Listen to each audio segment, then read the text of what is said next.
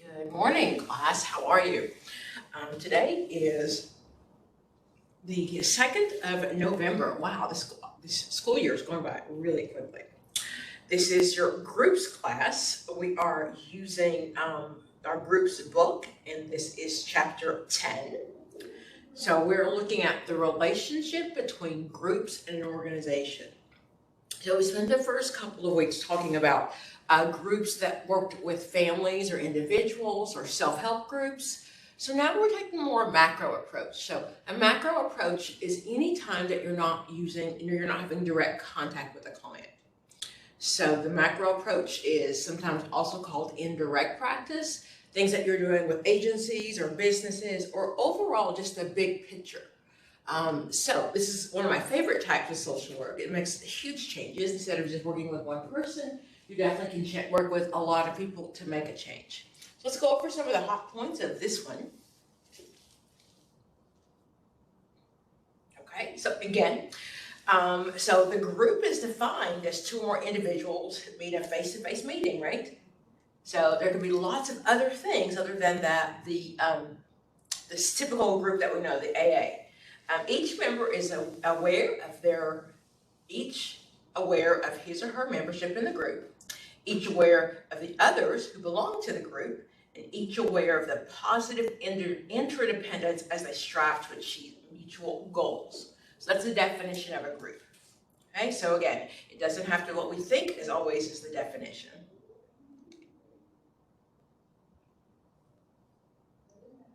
Okay, so it gives some examples of groups of large organizations.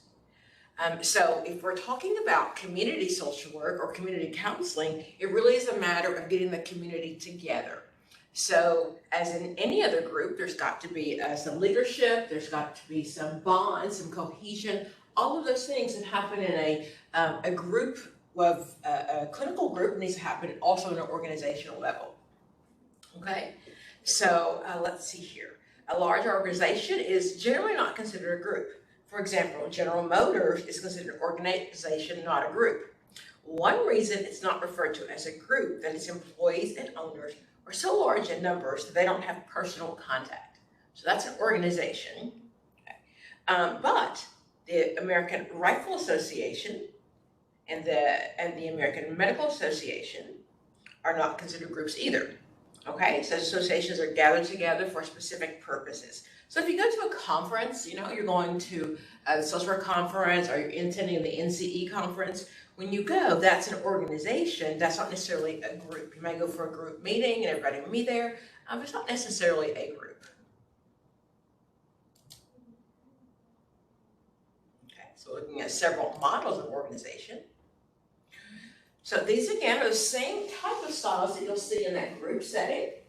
Autocratic. Autocratic means authoritarian. You're going to do what I say do, and we're not going to have any say so. That's my dictatorship. Okay. Autocratic meetings, autocratic groups have autocratic groups. There is a need and a role for autocratic groups. So just because there's a dictatorship and you don't get input, that is still not necessarily an unhealthy group. So the autocratic model is top-down management. Okay, an autonomic model uses one-way communication from top to the workers. Management believe they know what's best for the workers. Under autocratic conditions, the role is obedient to management. You do as you are told. Okay, so then the autocratic does work in some settings. So I've really talked about, in previous sessions, I've talked about if you are court ordered, if you need to go to court, or if you're trying to get a product, something out of this 8 weeks or whatever sessions your group are, there's a need for autocratic. So if we only have 8 weeks or it's really time limited, then I need to just tell you what to do. I need to tell you the directions, teach you the directions, those type of things. So that's an autocratic model, and it really does work when there's a need for it. The leader is considered probably not liked by the people in the group. However, it is something that needs to be done. Now, the disadvantages, of course, workers are often in the best position to identify shortcomings in the structure and technology of the organizational system. But one-way communication prevents feedback to management. The model also fails to generate much of the commitment among the workers to accomplish organizational goals. So if I'm coming in and you're telling me what to do and my voice isn't heard, I'll do it, but definitely not with the same enthusiasm I would as if I had input. So we always want our clients, whether it's in a group or employees, want them to have buy-in, right? It's got to be important to them. So if you don't have buy-in, then again, I can show up and I can do my job, but I'm not going to perform to the best of my ability because it's not what when I don't have any input, I don't care as much. The custodial model, ooh, right? So the autocratic model was predominant. That's one that's been around forever. But somehow that didn't work all the time. So some employees vented their anger on their families and neighbors, and entire communities suffered because of what was happening at work. Others sabotaged production. So this is what a wood processing plant. So managers treated workers crudely, sometimes even to the point of physical abuse. Since employees could not strike back for fear of losing their job, they found another way to do it. They symbolically fed their supervisor to a long shredding machine. Symbolically, okay? They did this by purposely destroying good sheets of veneer, which made the supervisor look bad when monthly efficiency reports were prepared.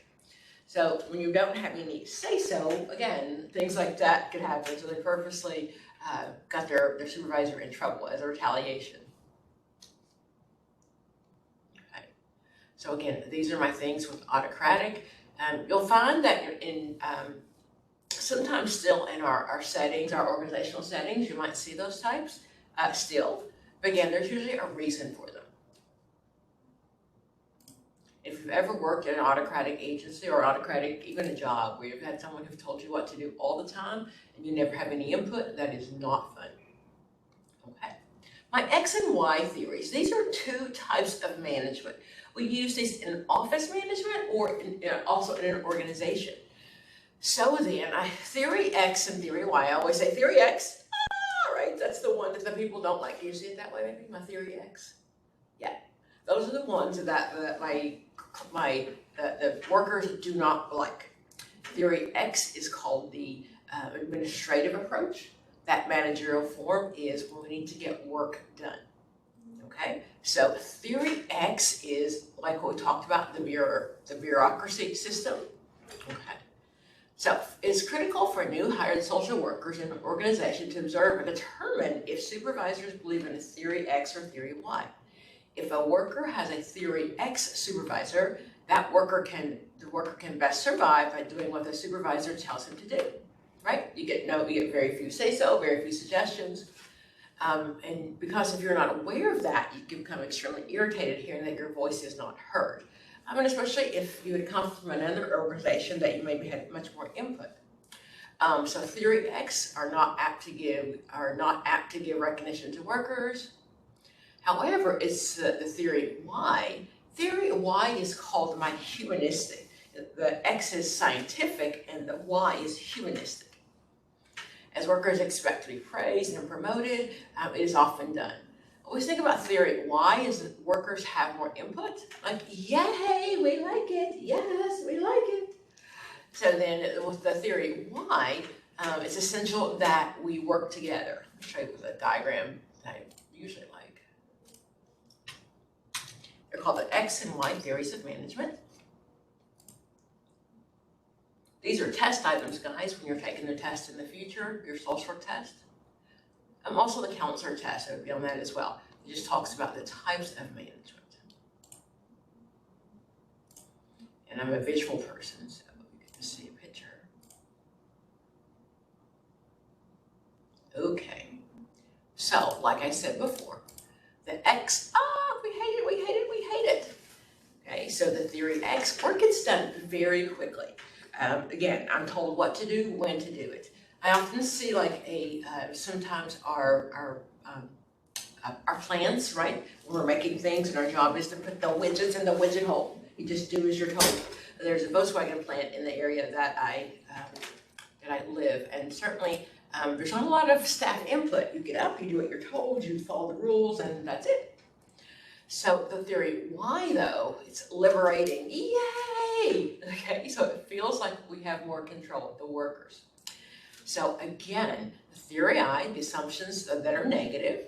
Okay, so employees inherently dislike work and whenever possible will attempt to avoid it. Since employees dislike work, they must be coerced, controlled, or threatened or with punishment. So those are some of the assumptions. That's why you would choose a negative Y theory. On the other hand, theory, here we go, theory Y. Okay, so theory Y, if we go back to theory Y, one of the downfalls of theory Y is, especially in social work or mental health organizations, everybody gets input. And many times when everyone gets input, we can't get a decision made. Right, so if you've ever been in a group of social workers or counselors or any other mental health providers, we like to talk. We've got to process everything and oh my gosh, what if and how do they feel? So sometimes when we're spending so much time processing, the clients suffer. The workers are happy, but the clients sometimes suffer. But the assumptions of someone who would use a Y approach to management, employees can view work as a natural rest or play. People exercise self-direction and self-control if they're committed to the objectives. The average person can learn to accept, even seek responsibility. Okay?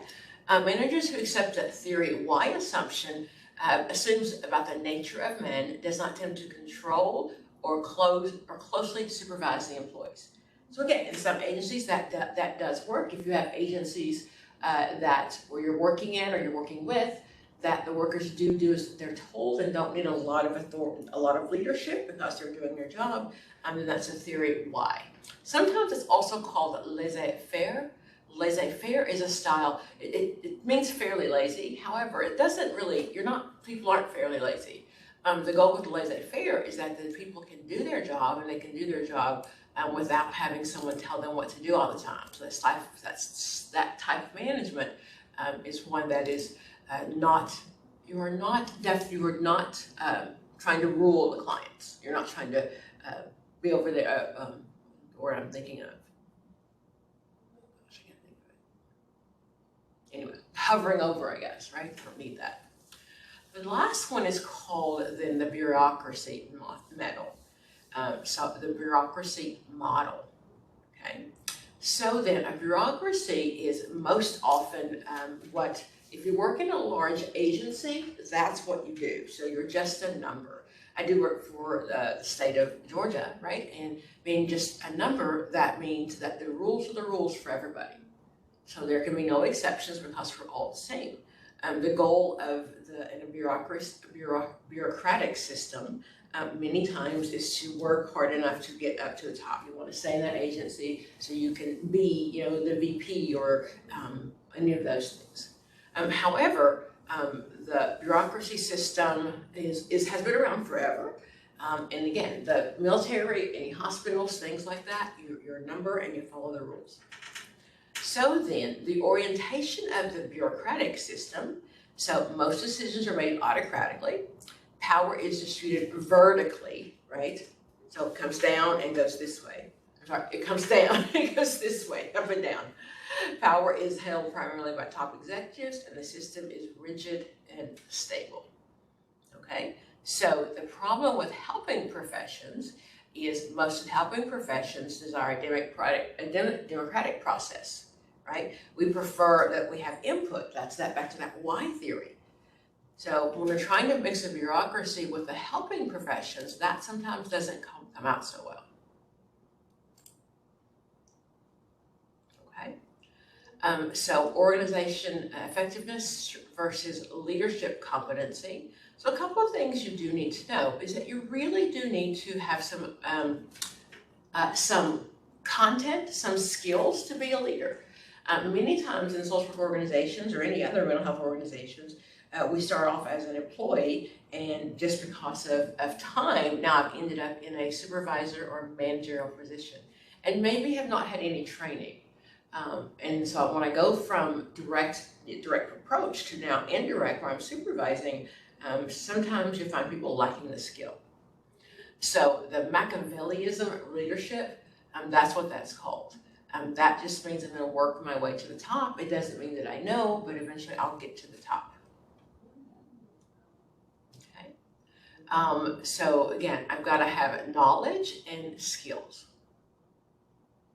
In reality, there are a lot of people who are ahead of you, who are on top of you, your bosses, and who don't have the knowledge you have or the skills. And they're there because of the length of time they've been there. Okay. So other terminology, right? Institution, that's defined as sometimes rather difficult. So an institution is a group of individuals or families that share certain values. An institution is, I would just define it as like a hospital system, a school system, the police system, the prison system. Those are institutions. They're defined as organizations established for some public purpose and the physical facility in which it works, such as a prison. And I gave you a couple of other examples of institutions. Okay. Not all communities are institutions, and vice versa. The residents of a large city from a community, where they share certain services, but they're not necessarily a group. Okay?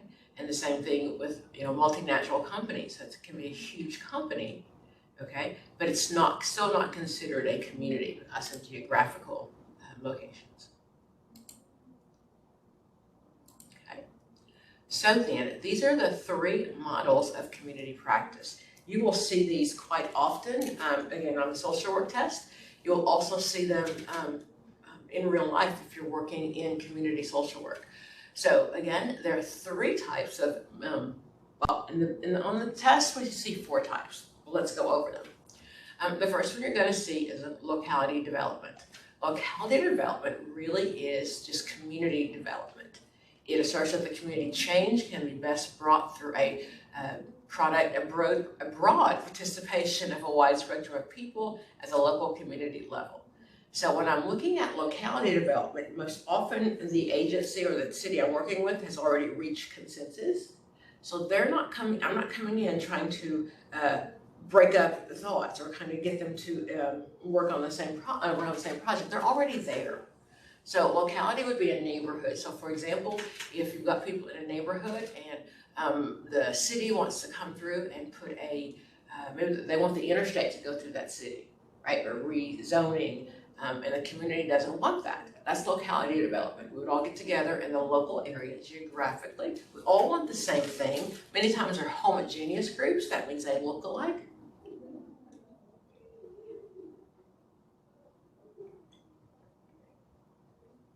Sorry about that. Okay. Okay, so in this one, the role of the social worker could be enabler, catalyst, coordinator, or teacher of problem skills. And know the ethical values. This approach assumes that people will put together their self-interest through appeals to altruism. So together we can figure it out as the group. A few examples. Okay, a few examples are going to be, let's see here, neighborhood work, Volunteers in Service America, a village level work to oversee community development programs, the Peace Corps, a variety of activities performed by self-help groups. Okay, and there's a really good example here of the case example of the locality model. Okay.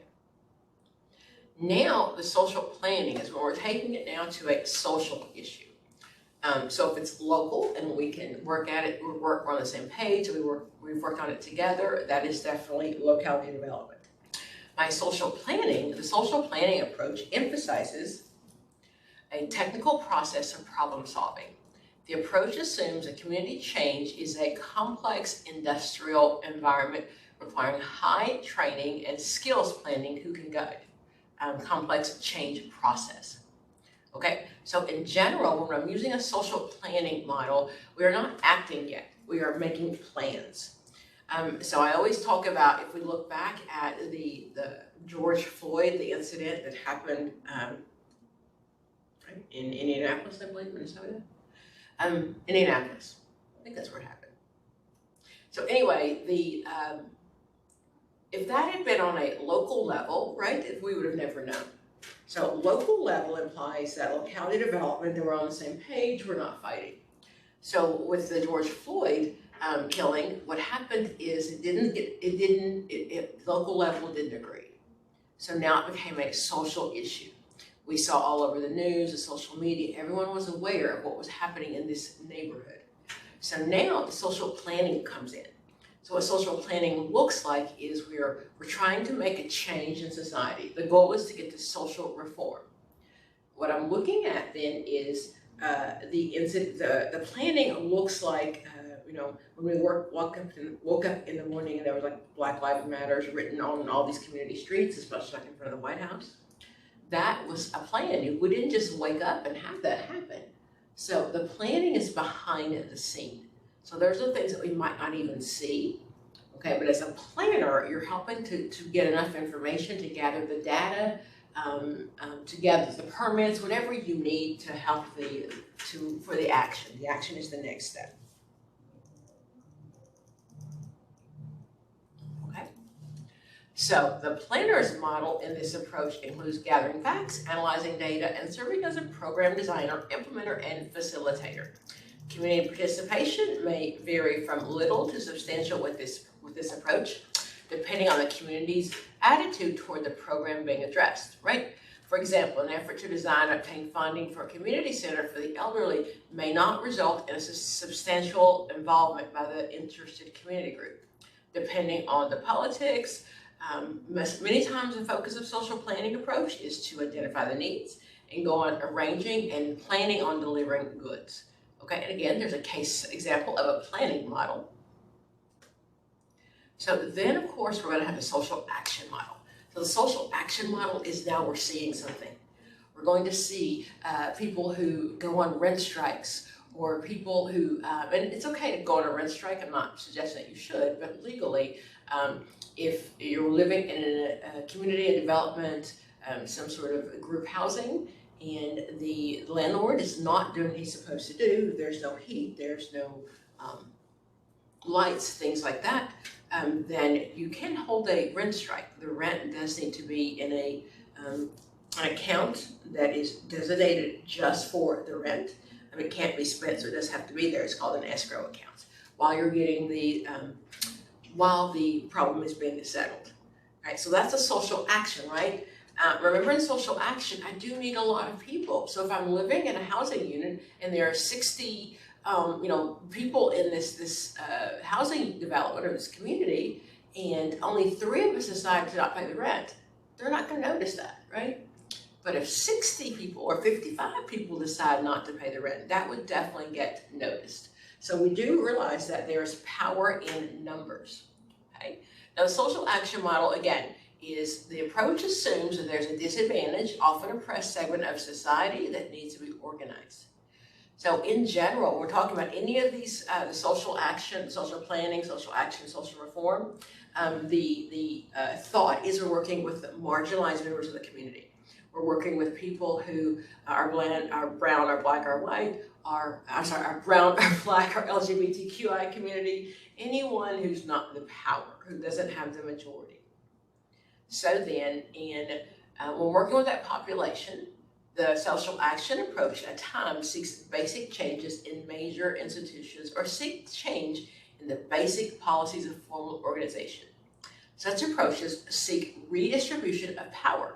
So that's the goal. The goal of looking at this community action is it's not fair that my child gets the best school because my child gets doesn't get one of the better schools because I can't afford to live in that neighborhood.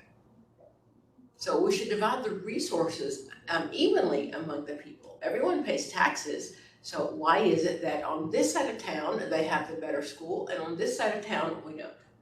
So that's what we call by redistributing the resources in social communities where there are not jobs for everyone. So many times we'll find that people not of color, right, will get hired easier than people of color. So brown, black, and marginalized, LGBTQI. So the goal is to evenly distribute the resources. The problem with that is the people who have the power and the money often don't want to give it up. right? They feel like I've earned this, it's mine. Sal Alinsky, he is a famous social work advocate. He was around forever and ever. He said, pick the target, freeze it, personalize it, and polarize it. So the goal, again, it's okay to fight. It's okay to stand up. It's okay to the social work code of ethics says it's okay to demonstrate politically when you're fighting for your client. So that's an action model. The role of the community practitioner in this approach includes advocate, agitator, activist, partisan, broker, and negotiator. Tactics used in social action projects include protest, boycotts, confrontation, and negotiation. The change strategy is one of let organize and to overpower our oppressor. Okay? So the client population is being seen as the victim, right? That's who we are serving. That is who our client is, the underserved. So examples of this one, of course, the civil rights movement, right? In the 1960s, the boycotting of like the lunch counters or the Birmingham bus boycott. So if you don't remember that, that was definitely a big start in the change of the civil rights movement in Alabama. So the many of the laws had already been on the book, but they weren't enforced by the southern states. So the Alabama bus boycott really made a difference. So most of the African Americans, the poorer people in the community, did not own cars. And they used buses for public transportation. And many of them worked as the cleaning lady, the maid, the nanny for wealthy white families. So when the boycott started, the goal of it was to to let the Alabama bus system know that it wasn't fair that they had to sit in the back of the bus. Pull that up. I'm sure I'm giving you correct information.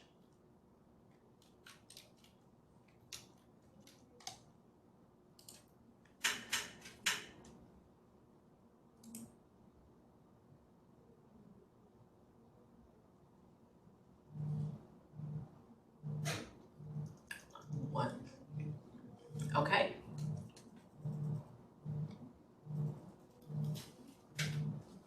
I'm going to step out of the room.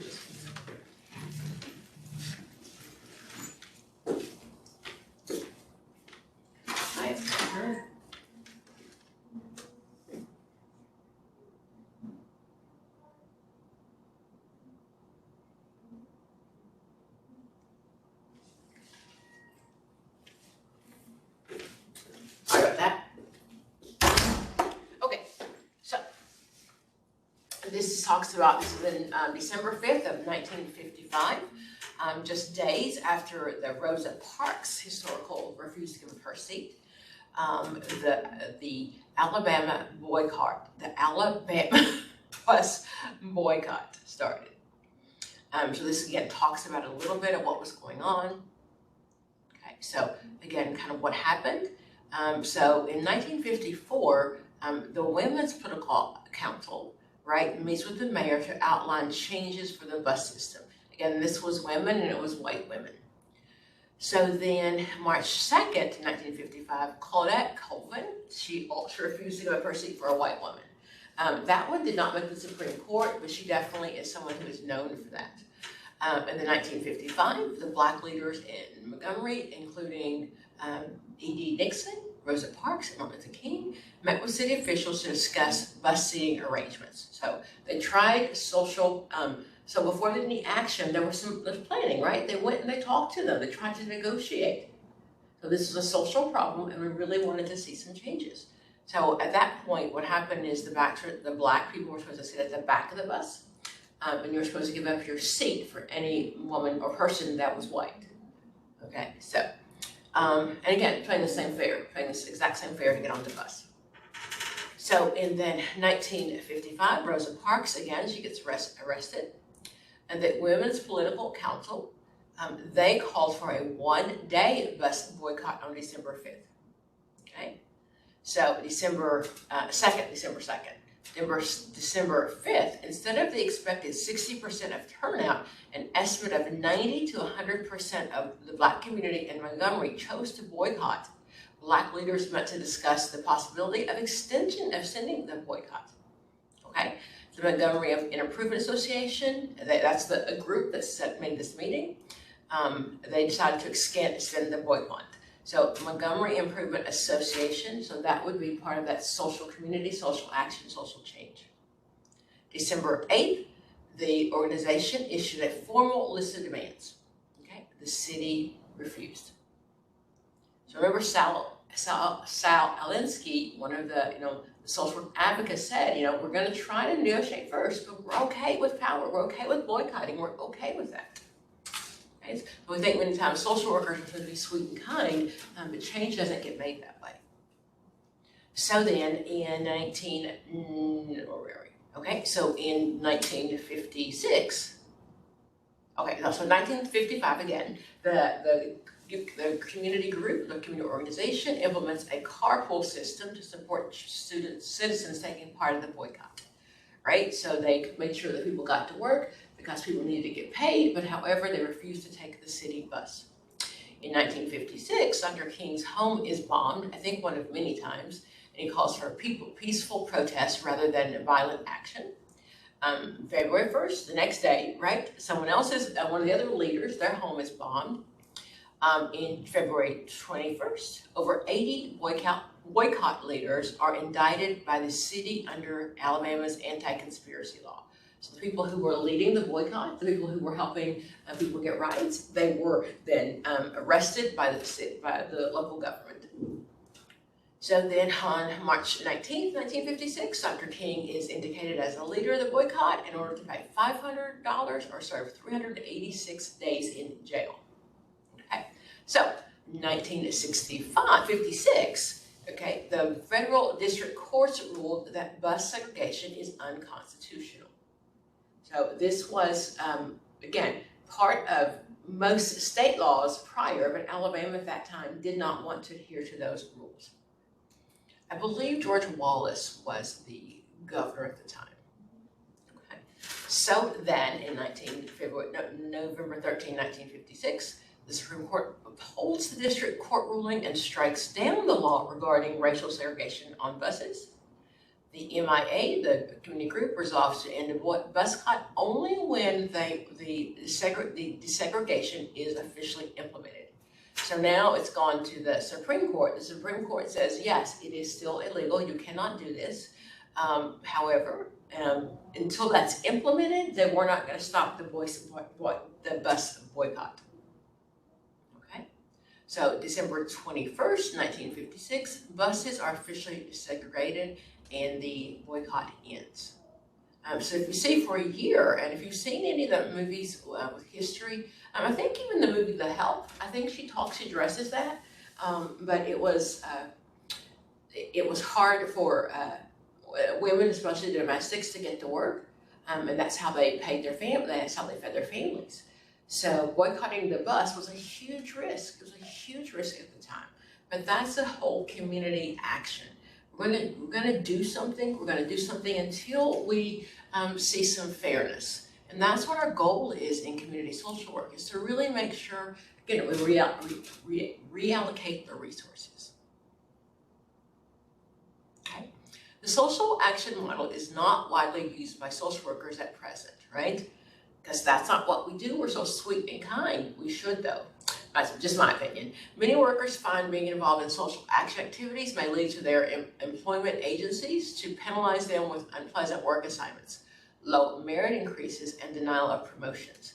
Many agencies will accept minor and moderate changes in their service delivery program, but are threatened by the prospect of radical change that are advocated by the social action approach. So often what I see is with my new students, my young students, you have just graduated from the program and you are so bright and you want to go in and you want to get this agency, you got these great new ideas. You're like, oh my gosh, let's do this, we can do this, we can do that. And what you find is in social work agencies, many times they're ran like they were run 20 years ago or 30 years ago. They haven't updated equipment. We have social workers that have been in the profession who still want to do it the way they learned it 20 or 30 years ago, which I'm not saying is a bad thing. Social work practices are social work practices. But definitely we've seen some modernization of things and things that could be done differently at our many of our community programs. For example, when COVID first hit and we had to all go home, again, I work with lots and lots of mental health providers. And what we found was that some of the agencies, some of the government agencies didn't have a plan. So many times you were told to just take your desk computer home. Your desk computer is not Wi-Fi. It's if you've got a big computer like this one, it's internet plugged, right? So, Ethernet, the cord. Most people at home didn't have an Ethernet. So when COVID hit, one of the things that was really surprising to me is how the social work agencies, the counseling agencies really weren't prepared. And I know a lot of us weren't prepared. But we found that when the agencies had to go to Zoom and see clients, see people over Zoom, it was life-changing. And it's been thought for years that we can't do it that way. We can't do it that way. You've got to see them in person. If you know me at all, you know that I love the fact that we can work distance learning. I think that's amazing. I can be teaching right now and I can have people all around the world watching me. This information is the same for everybody, so I think that's amazing. But what we found is many of the agencies just weren't ready for that. So when you're a young social worker, a new social worker, you want to come in and make those changes, and you'll find that many times your agencies just aren't ready for those changes. Okay? And again, so I think what the pandemic has shown us is that we can operate that way. So many colleges that I work with have insisted for years that you could not do social work, you couldn't teach social work classes online, they had to be hands-on. Not true, not true. We learned that, didn't we? We learned that. We learned that we could put people in groups and they could conversate in groups with Zoom using the different chat boxes, right? Or putting the certain members in a smaller group. We learned that clients always don't hate it, especially people that had to drive, who didn't have transportation. Suddenly they didn't mind it. And the complaint, of course, always was many of our clients did not have a computer, couldn't access it, didn't know how to use it. And we found that not to be true. Most of our agencies, especially our indigent care population, they still have cell phones, right? They're provided many times by the local government and with some data plan. And in our area, most areas, if you are below a certain income level, then you, again, qualify for free or reduced Wi-Fi. So we found that not to be true. All of the things that we were afraid of in the social work agency or mental health agencies, mental health providers, proved not to be true. I say that to say, just because when you're coming in and you want to make changes, it just doesn't happen that often. So the models, again, are locality development, social planning, and social action. And what I want at the end of this is social reform. I want the laws to change. The goal of the Alabama bus boycott was for the laws to change, for them to be enforced.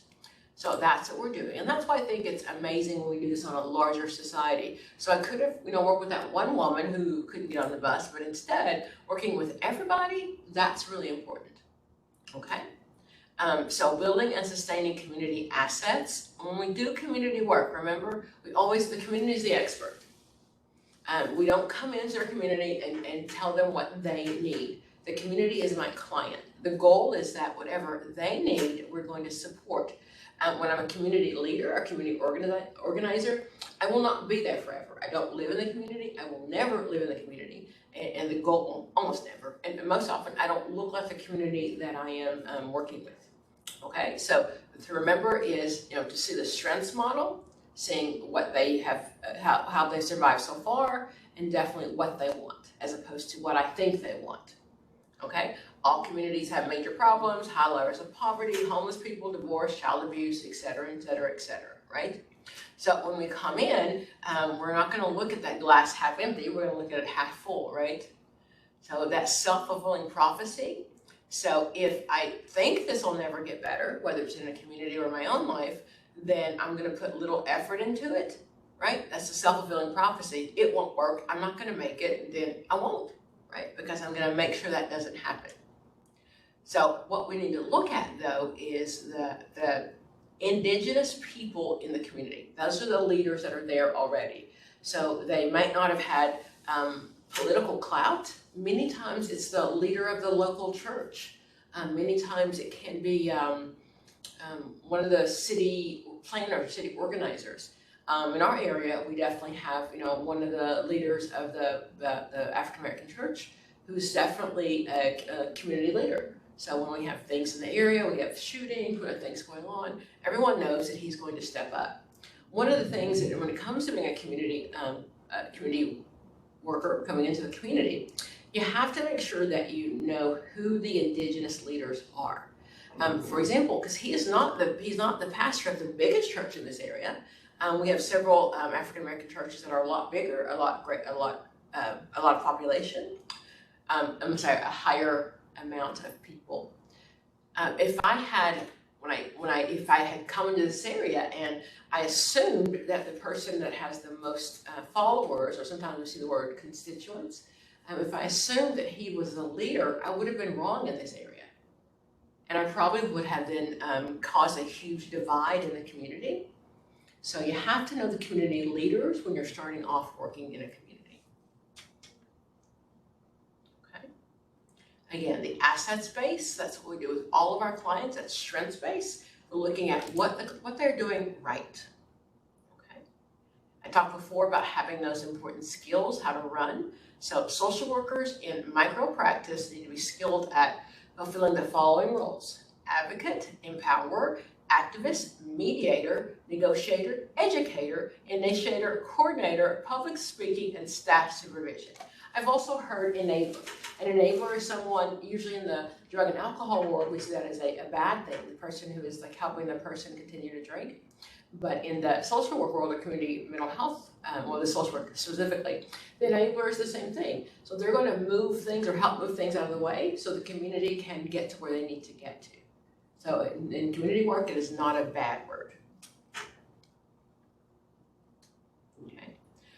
So in general also, so if I am looking at this agency or working for this agency, evaluation outcomes, so those are called the summative or sometimes the formative. The summative evaluation is done at the end, right? The summary of how it happened. The formative is done during the process. When the groups are forming, or we're coming up with the policy or how this organization is going to run. We can change the organization if we find out, halfway through in the beginning that this is not working. So while it's still forming, that's that formative. And then of course, the summative is always going to be the end. Okay. Oh, the importance of fundraising, right? Most of our social service agencies are written on grant money. So that is called soft money, not hard money. Hard money is something that you'll know will be there. So if you're being supported by a state institution, right? If you're working for, DFACS, Department of Children and Families, that's hard money because the state's going to pay for that. But soft money means I've applied for grants. We're living on that. We don't know if it'll be real, if you'll get it next year. We don't know that. So that's called our softer money. Okay, but we really can't live without those financial supports. So really it needs to be someone who can be a grant writer. Okay, so writing a grant to request funds or specific service or projects. Okay, so there are many, many grants. And if you haven't worked in an agency that has done grant writing, you can go to like the CDC, you can go to state agencies and look for grants that are available. You have to write the proposal. It's called an RFP, a request for proposal. And definitely that is possible. And to have a grant writer in your agency is very nice. That keeps your agency afloat, and there's always going to be money there if we have grant writers. I was going to say something.